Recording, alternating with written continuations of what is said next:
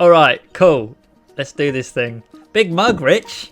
Oh, that's a pickle Rick. Check that out. I love it. Yeah, it's huge. I thought you had a pickle in there, like you were kind of pickling a... No, God, imagine. Hi there, everybody. Dave here from HeyUGuys. It's been a little while since we did one of these, but it's so nice to be back reviewing a movie that the guys have seen in an actual cinema with real people on a real big screen. Don't forget to like and subscribe, as always. And let me introduce the guys that I'm with. I am with Linda Marric. Hello. Stefan Pape. Hi. And Rich Phippen. Yes, so it's been a while since we've done one of these, mainly because not much is released in a theatre or a cinema for a long time. I think Peter Rabbit has come out in theatres this week. I don't know why I'm saying theatres. I'm English. In the cinema this week. And A Quiet Place 2, which comes out on the 28th of May, which is very exciting. Now, truth be told, I haven't seen the first one of these. So I don't know much. I know that there's some monsters that if you make noise will come and have you. But that's sort of all I know. But I'm going to pass over to these three who have seen A Quiet Place 2. I know Rich is a big fan, but I'll let him talk about that. But let's start off by Stefan is going to set the scene and tell us a little bit about what A Quiet Place 2 is all about. Well, what you know about it, Dave, which is that there's just loads of monsters out there, and if you make noise, they hear you, is pretty much all you need to know going into this movie. But the sequel is the surviving members of the Abbott family. So that's Emily Blunt, Millicent Simmonds, and Noah Jupe. So a mother and her two kids are sort of overcoming the passing of the father of the family, played by John Krasinski, who's obviously the director here, and they're kind of venturing out into the unknown and trying to get from one place to another without obviously making any noise and being caught and subsequently killed. And this is where Cillian Murphy, who we're briefly introduced to in the opening scene, which is a flashback to the day the world changed, enters into the picture. And that's all I'll say. Nice, like it. So let's talk a little bit about what we thought of it. So obviously the first film, I'm not on screen. Hang on, Dave. You can tell it's been a while. Here we go. So the first film obviously did very well. This second part has been delayed. I think this is it got delayed 3 times due to COVID. So Rich and I were looking at this earlier. It was shot back in what did we say, Rich? 2019, wasn't it? Yeah, this autumn of 2019. That's right. So it's quite interesting seeing Noah Jupe looking so young when we interviewed him last year, and he's about 6 foot tall now, I think. But just the delay has obviously meant that this film sat on a shelf. It hasn't gone to home end, which I think is probably a good thing. You can tell me, guys, is it a very cinematic film? Was it worth waiting for? Linda, do you want to take that one? It is very cinematic. It's very loud. I mean, quite sort of ironically, it's a very loud movie. And I really genuinely think it's the kind of film you would need to see in a cinema rather than at home. And I'm so glad Paramount have made that decision to sort of keep it back and release it in the cinema as it should. Yes, definitely. No, that's good. And what about you guys? Did you... Rich, what I know you're a big fan of it. What was so good about it? Well, I think to Linda's point about it being cinematic, the nature of the film, thematically, it's all about being quiet as much as possible. So to be in a room full of people, I think that's kind of important, because compared to sitting in a room on your own or with a partner or whatever watching it, where you are probably going to be talking or playing around with your phone or whatever inevitably, to be in a room full of people where everyone's got to keep quiet, it's a combination of editing and Krasinski's directing. I think they work really, really hard to make you feel as if you as the audience have to be silent. I think his long takes and the sound design where the sound drops out, particularly, they really do use the deaf characters' presence as an excuse to really mess with the sound design. So a lot of the times the sound will drop so that you're hearing nothing but what she can hear, which is generally just some thumps and stuff. So when you're surrounded by other people, you don't want to make a noise either. And I think that really does speak to why it's worth seeing in a cinema. But Krasinski's directing in general, I think, is extremely confident, and it's, for someone that as an actor you probably wouldn't have pegged to be the sort of director that you're going to want to go out and watch. For me, that is exactly who Krasinski is now. These two films, I know he's done a couple of low budget things as well, but these two big budgets that he's done in the two Quiet Place movies, I'm just astonished at exactly how confident he is and exactly how patient he is. The camera lingers around, and characters have time to develop within the scene as much as within the movie, in a way that you don't necessarily see in big blockbuster movies. So I think he deserves, him and the editor, I think the sound designer, they deserve a lot of credit for making this film what it is. I think visually you are right. I think it looks absolutely very impressive, and what he's done with the sound is very impressive. I did think the screenplay was a bit baggy. I thought it went in every single direction at one point, and I think it needed to be a bit more sort of, it just seemed a bit directionless, in my opinion. But then again, I mean, it didn't stop me from enjoying the film. So I think Krasinski is a fantastic director. But, yeah, go ahead. It's interesting to hear you say that. I quite liked the. So this is a property now that initially was a rare big budget standalone movie that we just don't see anymore, completely unconnected. We do see them, but they're quite rare, given the post Marvel world that we live in. So for this sequel to now have the pressure of probably introducing a wider world, which I think is what Paramount are likely to do with it now that they've done this world building exercise. But for me, what I quite liked about this sequel was he didn't try and go. I mean, he wrote the sequel on his own. I mean, the original was I think there were a pair of writing partners plus John Krasinski. So I don't really know what his relations was. This time he's written on his own, and I think he's just told the second chapter of a story and not gone too big and not gone too wide, which I think would be something that Paramount would be happy to see him do. And I think that is something that you tend to see in sequels these days. Okay, we saw this interpersonal story between this small group of people. Now in the sequel, we've got to go bigger and better. He doesn't do that. It really does feel like you could watch it back to back with the first one, and I don't think you'd really see the join in between the two. Did I read rightly that in the first film that people were watching this film in the cinema and people were eating popcorn, and there were complaints made because the film is so quiet, the first film, that people were, interrupting other people trying to watch it. Stefan, this one, what did you think overall? Like, were you a big fan? So we'll get to star ratings at the end of this, but what did you think? Yeah, I really liked it. I mean, I did go into the cinema yesterday and think no matter what I saw, I probably would have enjoyed it because I was in such a mood for a big experience.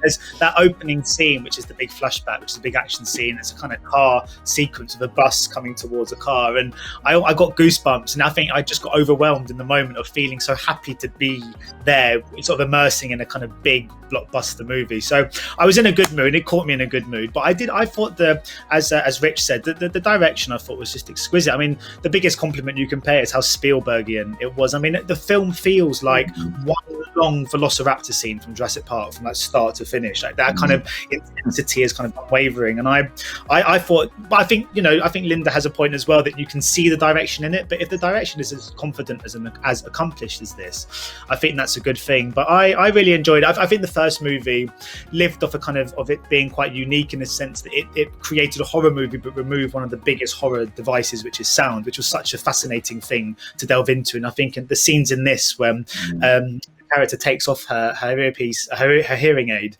and then she can't hear anything is such an amazing way to delve into horror where you've lost the ability to judge your surroundings, which makes it so kind of scary. And I love the way it uses her deafness as a kind of superpower. But my biggest credit goes to John Krasinski for being a brave man. It takes a brave man, I think, to direct a sequel where you kill yourself off and then you direct your wife falling into the arms or into the scenario or setting of Cillian Murphy. I don't think I'd be able to do that as a writer and director. It's true. I have to say, I don't know what you think of this, but I'm not normally the kind of person who would say a film should be longer, but I felt it should have been longer. I felt that I could have sat there for at least another hour because I felt like there are three different diverging stories going sort of parallel to each other, and I felt like I really needed a bit more background. and I got really frustrated because I wanted to spend a little bit more time with each of these people, and I felt like it was really rushed. And I think that's don't get me wrong, I loved the film. I was extremely entertained all the way through it, but I'm just nitpicking because that's what I, what you do as a critic, and I'm nitpicking in a way that says that I think it should have been at least another half hour long. Just to sort of give it just felt a bit rushed. Yeah, I don't think that's nitpicking, because I honestly felt I was so on board the movie the whole way through. I was thinking this is one of the best things I've seen for such a long time, obviously, but I was just so kind of involved in the film. But I do think it's almost felt like there was 15 minutes at the end that was missing. Like when the credits rolled, you just went, oh, I feel like there just needs to be that final act, just needs to be extended a bit. I've got a theory on that. I think there's a show and don't tell thing, and I think there's when the first movie ended, they ended with them having this new weapon, and if you assumed that there wasn't going to be a sequel, in your own head you were like, well, now they can survive because anytime any monsters come along, we know they've got a weapon and off they go and they're going to have a better life. But then when we joined them, that's not the case necessarily, and actually that weapon is useful but isn't doing much. So it turns out there is a story to tell beyond that finish, and they find a way. With this one, without giving anything away from the ending, it's quite an abrupt ending, and it could end there and we could never see another A Quiet Place movie, and again, we can extrapolate where that ending leaves those characters. But really, I think what we're going to see is A Quiet Place Part 3, where it's probably going to pick up right from the end where the previous movie did. And that has robbed us of a 10, 15-minute kind of, this is the new equilibrium, as you'd say in a writing. You've had your equilibrium disruption, your equilibrium, and now we're not going to see what the new equilibrium is, because that's going to be the third movie. Well, I understand that, but I think for me it's not. I think the whole film, I mean, all three parts of the film, all three chapters of the film felt a bit too short, in my opinion. I think we didn't get enough time. I think Noah Jupe should have been used a bit more, because he's absolutely fantastic in this, isn't he? He's just, he's incredible. This young actor is going to win an Oscar in no time. I have absolutely no doubt. He's just incredible in this. There's a scene, this particular scene, where you see, you really believe that he's in pain and trying not to scream. It just incredible. I just wanted to spend a little bit more time with the kids, I think, and the whole family dynamic. Do you think that's because we've become a bit more used to long form storytelling in TV shows? Because it's very reminiscent of The Walking Dead at times, with the post-apocalyptic world and the way the characters are reacting to it.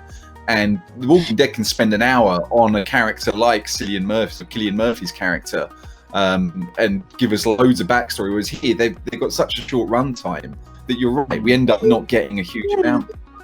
I just felt like it needed just a little bit more, because when I'm not going to say that, because that would be like a big spoiler, so I won't say it. But I felt like towards the end I really needed a little bit more sort of like set up, and I felt robbed of it. But then again, as I say, I'm being nitpicky, because that as if I wouldn't be a good critic if I wasn't, and I felt like the script is slightly baggier than the original, and I think the original's almost perfect despite the plot holes. Almost. It sounds like I need to watch it. So the runtime of the part 2 is 1 hour 37. So this is in the first film in history where we want a longer film. I was going to say, what a testament to be. We're all sitting here saying we wish there was more. Usually I'm desperate for the credits to roll. Rich, do you want to talk about Millicent? Because I think earlier you were saying to me off air that she was sort of the heart of the film. Yeah, I think I totally agree. I think Noah is brilliant, and I think she is too. I think that those two carry this film. And Emily Blunt almost takes a bit of a back seat to an extent, and she's happy to. And I think Cillian Murphy and Emily Blunt they both seem perfectly happy to let the younger cast members kind of take over and have their moment. And she in particular she emotes brilliantly, and because she's deaf in real life, I'm assuming that's got a lot to do with her ability to convey emotion without using words. And she's absolutely fantastic, and I think she's the heart of the movie. She's the driving force of the plot, and she carries that like it's no bother at all. So I was really impressed by the fact that they're willing to, Krasinski in particular, as he wrote it, he's willing to let the younger cast members become kind of the future of the franchise, I would imagine, and they deliver in such a big way. Excellent. Right, well, we always try and keep these reviews to around 10 to 15 minutes. We've gone over that. That's okay, because people wanted more, right, Stefan? Yeah, I wanted more. more. So let's get to. Say that again. I want Quiet Place Part 3, and I want it to come out tomorrow. Right. Maybe they've been making it over the last year, and during all these delays. Let's face it, it's probably already written. So let's get to star ratings. We'll go round in a loop. Linda. 4 out of 5. 4 stars. Papovich. Yeah, 4 stars as well. 4 stars. And drum roll. Rich. I'm going 5. 5 stars. I absolutely love it. 5 stars. It might be, as these guys said, because we've been out of the cinema for a while, and I might have just been right in the mood for sitting there and watching it. But I think when it gets to the crescendo towards the end, it is so brilliantly edited that I had a lump in my throat, and at that point I was like, 5. I'm giving it 5. That's it. Not arguing. 5. So and just to clarify, the only other 5-star films that you've given were Walter Mitty, was that right? And what was the other one? I forget. What was the other one, Rich? So I had a couple of drinks before the preview screening of Walter Mitty, and I was in a very emotional mood. So that got 5. I think I stand by that. And Everest, I loved Everest, and I don't know why nobody else gives it 5 stars. The Secret Life of Rich. Walter Mitty is a great movie. It is. I think I stand by it. I haven't seen it again since, but I think I did. It is a good movie. But Linda, did you like Everest? Linda, I need to know. Did you like Everest? I did, yeah. Was it a 5-star film? Good. I don't know. It's a good 3. I don't know what I gave it, actually. I need to have a look. A solid 3. I can't remember what I gave it. Right, let's call it a day. Guys, thank you so much for joining me today to talk about A Quiet Place 2. It's so nice, I'm sure. Not that I've been there yet, but it's so nice that you all got to see it in an actual cinema on a big screen with actual real people. And, so that's a wonderful thing. So A Quiet Place 2 is out on the 28th of May, finally, after a long, long wait. Do let us know what you think of the movie in the comments below. Don't forget to like and subscribe. And we'll look forward to seeing you on whatever the next video that we do is. So take care and goodbye. Bye. Ladies and gentlemen, you're watching Hey You